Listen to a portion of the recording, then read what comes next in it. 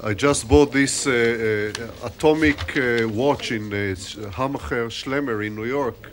It's the first time that this university starts on the 2nd. And this is 1830, guaranteed by the Americans. Can you hear me? Is the microphone okay? The loud? I would like to remind everyone to switch off the cell phones, please. My name is Avi Armoni. I'm the Vice President of the Hebrew University. And I have agreed, in fact, I was thrilled to be offered to chair this evening because we were seeking a way to show, to demonstrate, to tell both internally and externally how proud this university is with the work, research, publications, and outreach that are being done here, headed by Professor Robert Wistrich and the phenomenal team of the Vidal Sassoon International Center for the Study of Antisemitism. So being here is a statement of recognition and importance in the work done. And of course, my own personal involvement, interest, and pleasure in attending this session. This evening will take approximately 2 hours. I will not be as punctual finishing it, but we'll try to do it in 2 hours. And we are going to start with a half-hour presentation by Melanie Phillips, and then Robert Wistrich and Izzy Leibler will each speak for 15 to 20 minutes afterwards, and then we shall open these sessions for a dialogue with the audience. And of course, the question is, what has happened in this world of ours that the United Kingdom, Davka, I don't know how to say that, Davka, the United Kingdom, has bred one of the most lethal types of radical Islam, which does pose a threat to national security in the UK and beyond. This evening is going to be an evening where we are going to walk on the seam between a hot political issue, as these matters tend to be, between very effective journalism and research.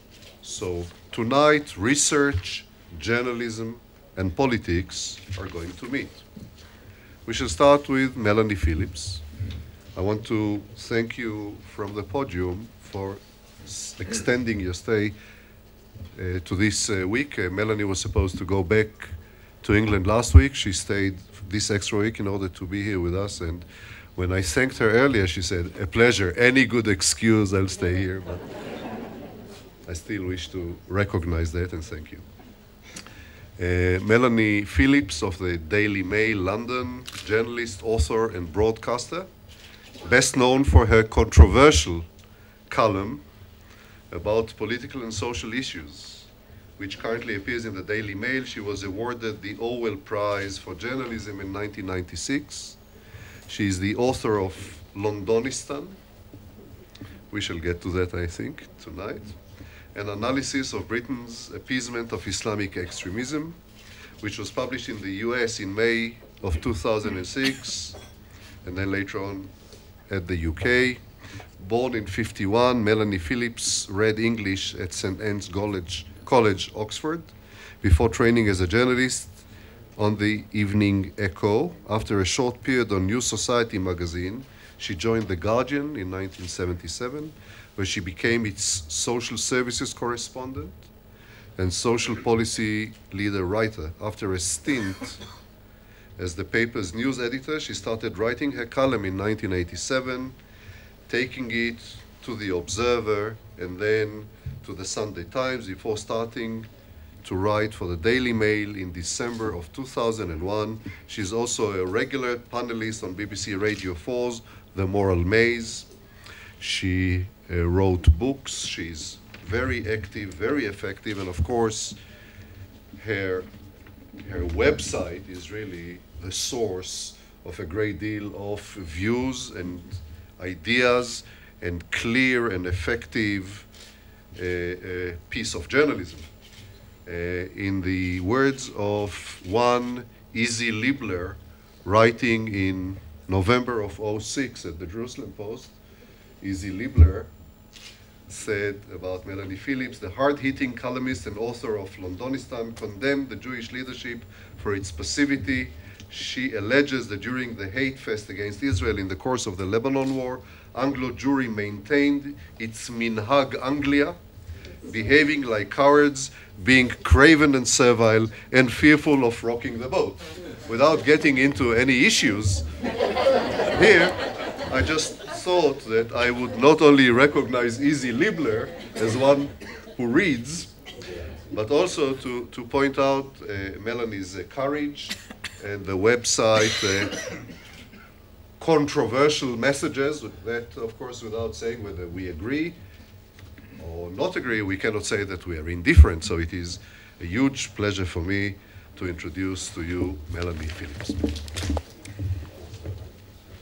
Thank you very much indeed for those very kind words of welcome. It really is a huge pleasure to be here, and it was no exaggeration to say that I was absolutely thrilled and delighted that this last week's meeting was postponed, not least because it gave me the opportunity to tell my office, which can't really get its head around the fact that I'm in Israel, that I was delayed in Israel because of snow. This confirms their view that there's something very much wrong with me. I'm going to talk about the themes of my book, Londonistan, and I hope you can all hear me if I speak at this level. I'm going to talk about the themes of my book, Londonistan, which was published in America in May and in Britain in June. And since then, various things have happened, which have given it an extra dimension, and I'm going to reflect in what I say to you this evening some of that perspective given by the last few months. I wrote Londonistan as a warning, as I believed that Britain was very deeply in denial over the threat of radical Islamism. And despite a perceptible change in public mood in Britain over the past few months, I believe this is still the case. Many in Britain are still, in my view, blind to the nature and scale of what is being attempted by the Islamic Jihad, and also to the possibility that it might succeed principally because of this state of denial. Now, you may be wondering about this term Londonistan. Londonistan was a term of abuse coined by the French Secret Service. London, as in London, capital of Britain, Istan as a mocking reference to Afghanistan, where Al-Qaeda was training. And the French coined this to describe the fact that, in their view, Britain was turning a blind eye to the fact that it had become the principal hub of Al-Qaeda terrorism in Europe during the 1990s. A truly fantastic state of affairs, and my book is about the kind of culture in Britain that has allowed this to happen.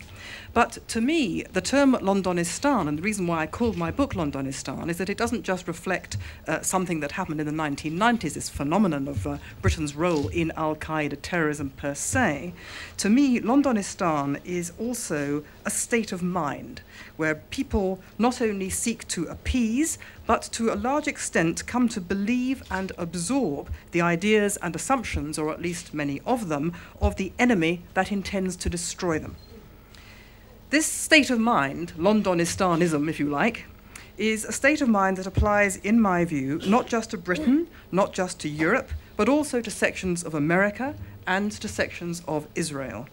Throughout the free world, people are refusing to face up to the reality of the jihad because, among other things, they can't bring themselves to accept what must follow, not least for their own behavior and the behavior of their society.